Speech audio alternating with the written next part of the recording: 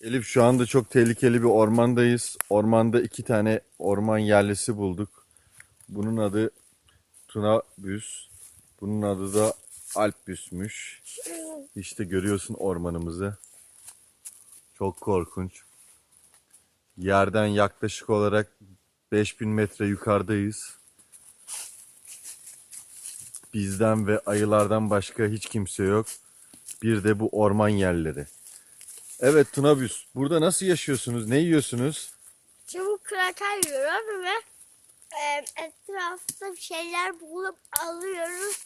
Pişirip yiyoruz. Çok güzel. Siz ne yiyorsunuz burada?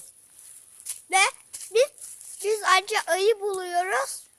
Bu sopalarla onların etlerini çıkartıyoruz. Pişirip yiyoruz. Ayı eti güzel olur diye ben de duymuştum, evet. Sen ne yiyorsun? Kraker. Bu daha konuşmayı bilmiyor herhalde, değil mi? Siz bizim dilimizi çok iyi konuşuyorsunuz. Nerede öğrendiniz bizim gibi konuşmayı? Biz de sizin dünyanıza gelmiştik. O yüzden Tamam, öğrendik. süper. Şimdi bize burayı tanıtır mısınız? Böyle mi gitmemiz gerekiyor? Evet. Siz önden yürüyün, bize yol gösterin.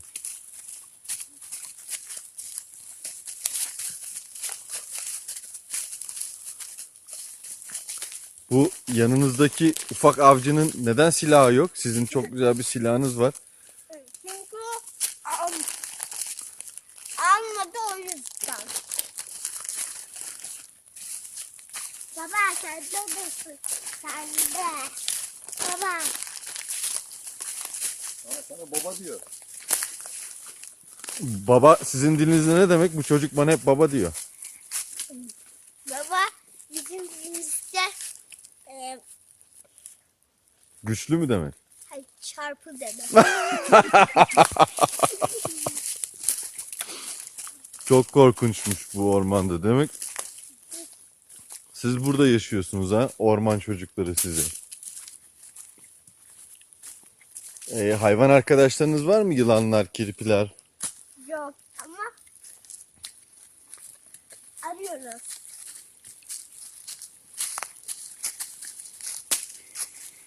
Evet, oldukça serin ve korkunç bir yer. İşte orada bir ayı var, görüyorsunuz ileride. Nerede? İleride hareket ediyor. Evet, o bizi daha fazla görmeden ilerleyelim. Belki ileride bir domuz veya başka bir hayvan da görebiliriz. Burası Sapanca'nın Soğucak Yaylası'ndaki ormanlık gizli alan. Burada Tunabüs ve Alpbüs yaşıyor. Ağaçlardan yemeklerini yapıyorlarmış. Şimdi buraya işaretini bırakıyor. Diğer arkadaşlarının onun geldiğini anlaması için sesle mesaj gönderiyor. Evet.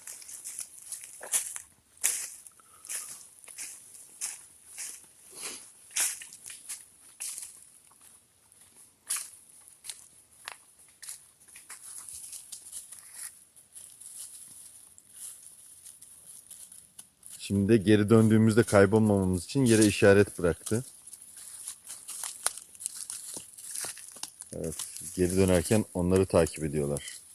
Çok akıllıca fikirler bunlar. Peki nerede yatıp kalkıyorsunuz? Eviniz nasıl? Biz yukarılarda. Daha da mı yukarıda? Aha.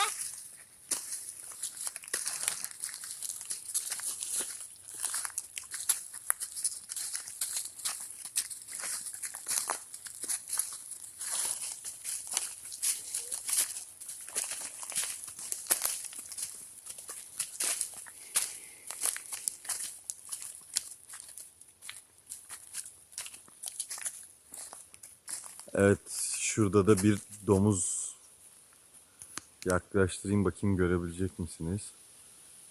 Orada hareket ediyor, belki görmüşsünüzdür. İşte tam çalıların arkasında. Çok güzel.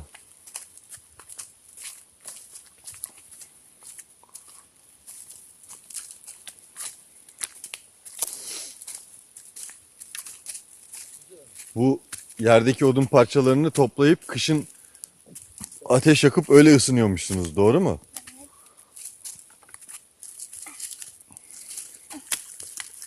Verin yardım edeyim size.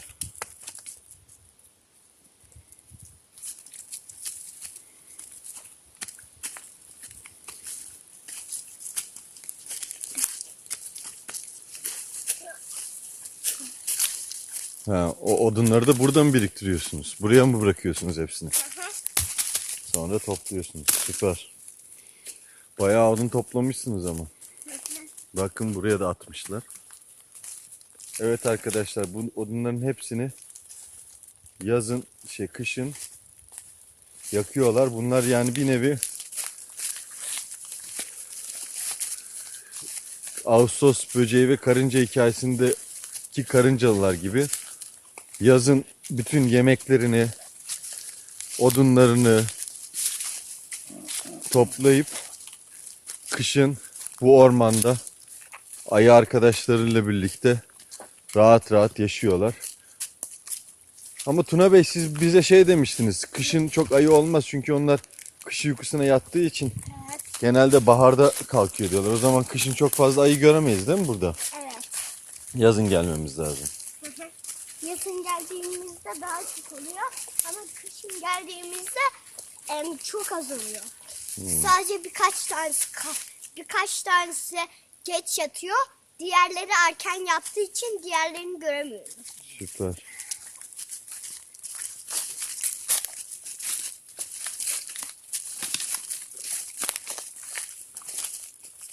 Vereyim mi?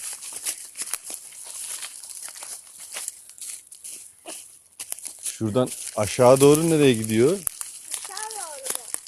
Aşağı doğru oralarda sular var. O zaman şimdi burada bir ara vereyim. Çekime bir de sulak yere gittiğimizde çekim yapalım. Olur mu Tuna Bey? Sizi son bir şey söylemek ister misiniz buraya gelmek isteyen arkadaşlarınıza, sizin kabilenize katılmak isteyenlere? Biraz Biz mutluyuz, kimseye gerek yok mu diyorsunuz?